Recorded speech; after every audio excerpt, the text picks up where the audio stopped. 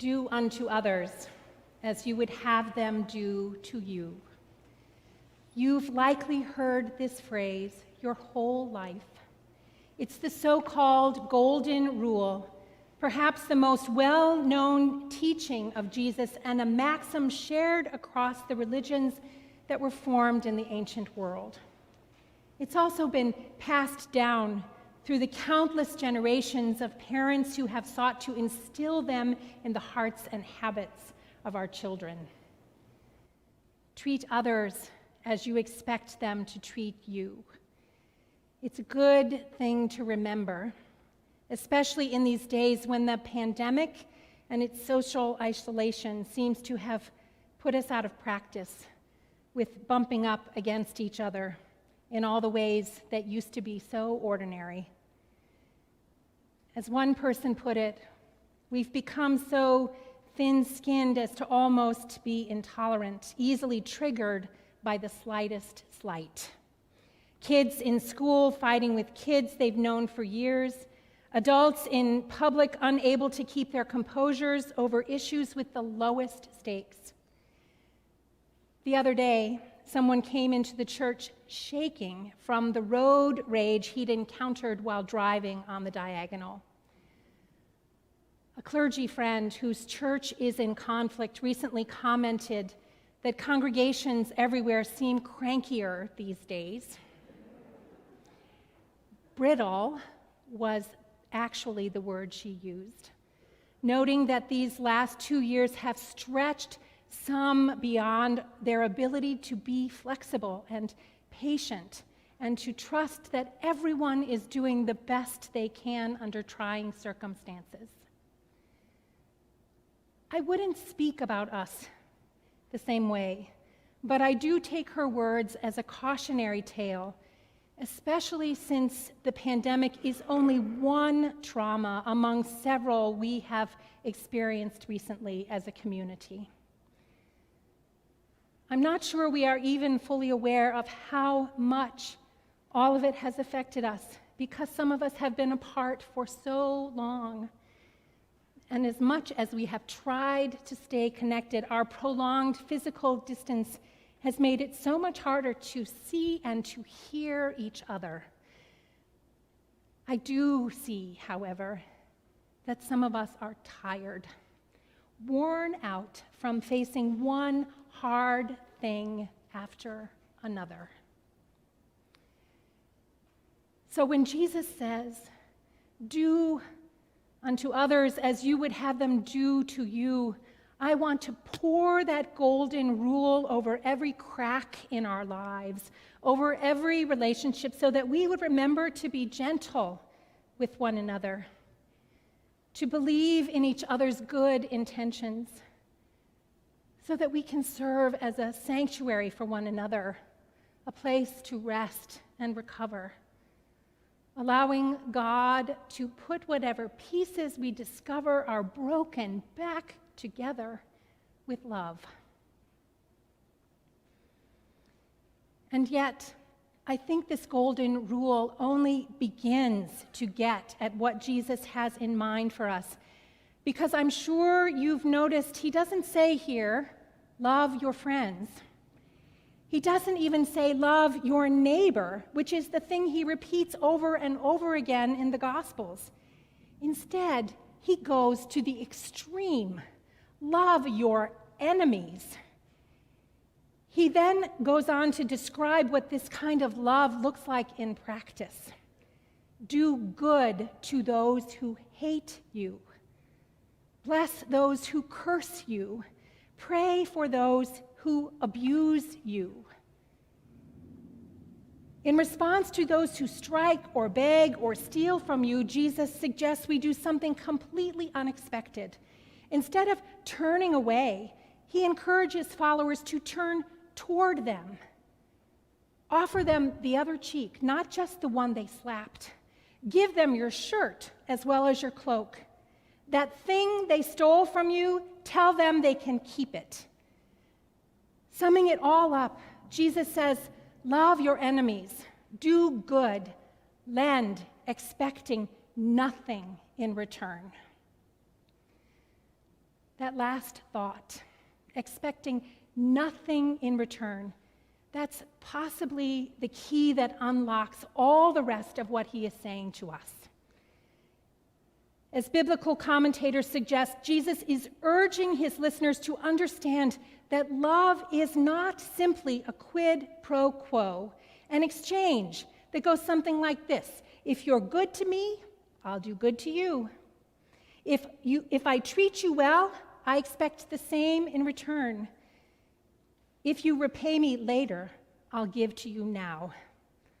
It's a good return on my investment. And that may sound okay.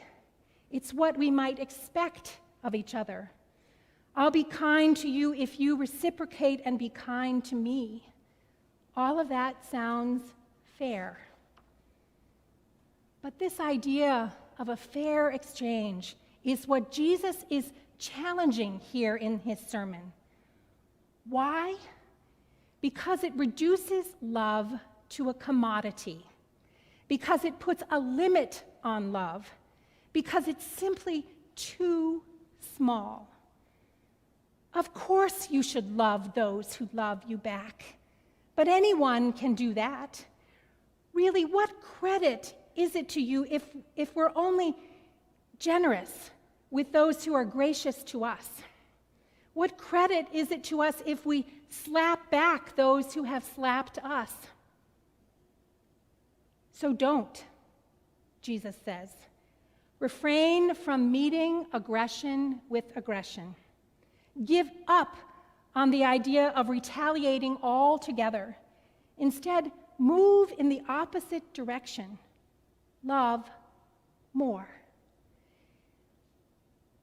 Let me be clear that I don't believe Jesus is suggesting we simply resign in the face of hostility. Like all great teachings, this one about turning the other cheek or forgiving without return can be misconstrued.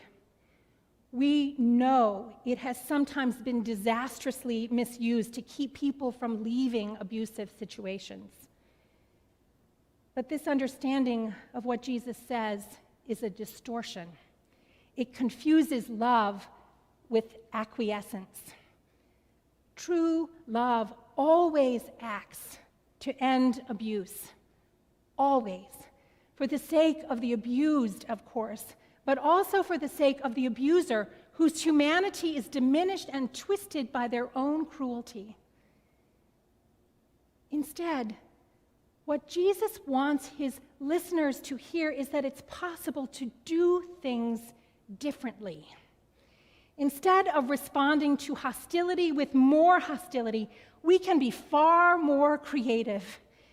We can reject revenge, which has the added benefit of surprising people, doing what they'd never expect, making them pause to rethink their next move, exposing violence for the shocking scandal that it is, and revealing the truth that there truly is another way to live, a better way, a way that builds people up rather than tearing them down, a way that brings more possibilities into the room. Overcome estrangement with goodness. Push back hatred with love. It sounds so good, doesn't it? But it's not easy. It is the hardest thing Jesus ever urged us to do. And it's not the way the world usually works. We might not believe that such love can be real, except that we've seen it. We've experienced it in our own lives. Think of the time someone went to extra lengths on your behalf as a gift, asking for nothing in return, or when they stood steadfastly by you in ways that you never expected. What about the time you selflessly set aside your own advancement or security because you knew your sacrifice would contribute to a greater good? Remember the time you found the grace to let go of a wrong done to you. Rather than retaliate, you moved on. And you also made a point of not repeating that same offense with someone else. Think of the time someone forgave you when you didn't really deserve it. Or the time you recognized that the bond of a relationship was stronger than any other unyielding difference. We've seen it at work on larger scales in our lifetime, too.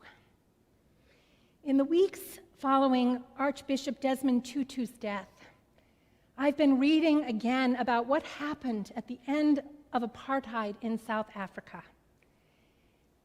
In that country's first ever democratic election, when Nelson Mandela was elected president, a Truth and Reconciliation Commission was established.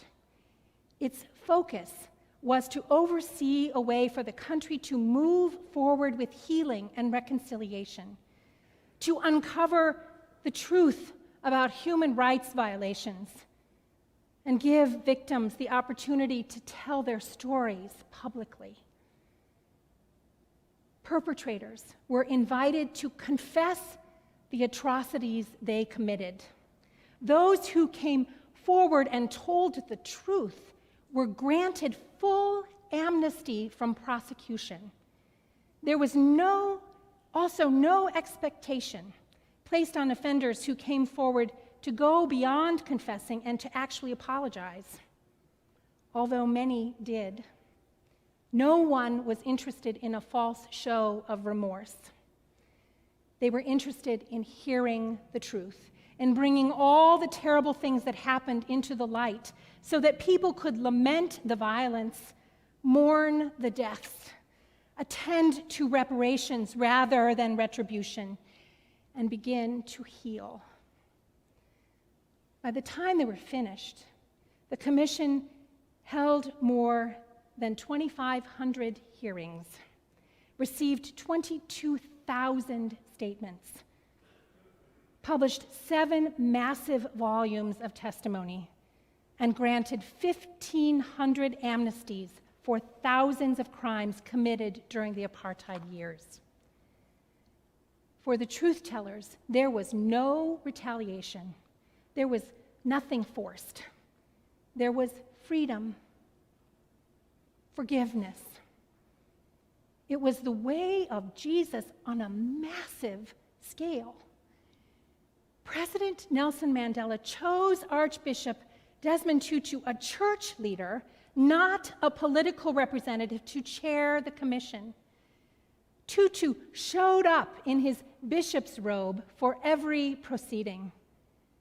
Every event was bathed in prayer at the beginning and the end of every day and all day long by communities of faith watching the public hearings. Still, there remains so much to repair in South Africa. But after such hostility and horror, the commitment to truth and reconciliation brought a deeply divided people together. It breathed new life into South Africa after so much death, and it has helped them move forward peacefully with healing and hope into a new future. Even with so powerful a witness showing how Jesus' words bear the power to save lives and steer history onto a better course, we know that such love for enemies is not the way the world usually works. It's not always effective, and it might not keep you safe. So why would Jesus encourage us to live this way? Because for those of us who are bold enough to carry the name of Christ, it is the pattern he offers us. It's the way of life Jesus marks for us. It's also the shape of God's love for us. Lavish love, extravagant love, radical, even reckless mercy and forgiveness. A good measure, Jesus says at the end of his sermon, pressed down, shaken together, running over, put right into your lap. It's a love that gives itself away, even if it means going all the way to the cross. The reason Jesus tells us to answer hatred with goodness, to push back hostility with love, to give to others expecting nothing in return, is because that's what God does for us all the time. Jesus calls us to live out this kind of love of God in our lives in ways that occasionally are dramatic, but more often are commonplace. Such daily offerings are not any less important, however, for all the impact these ways can have on others and on us. The truth is that if we pay attention, we have all sorts of opportunities, big and small, to live by this ethic of loving enemies, never keeping score, giving up on the idea of merely being fair, and choosing instead to love more. We know, too, that even the smallest acts of grace strengthen us for the larger ones, like forgiving and being forgiven. And when such release comes to us, we may even recognize that it is a gift, always a gift, that comes from somewhere beyond ourselves, because it's an echo of God's love for us, made possible because we are made in the image of the God of mercy, the abundant giver, not of a golden rule, but of a lavish golden love, poured out, pressed down, shaken together, running over, and put right into our laps. Amen.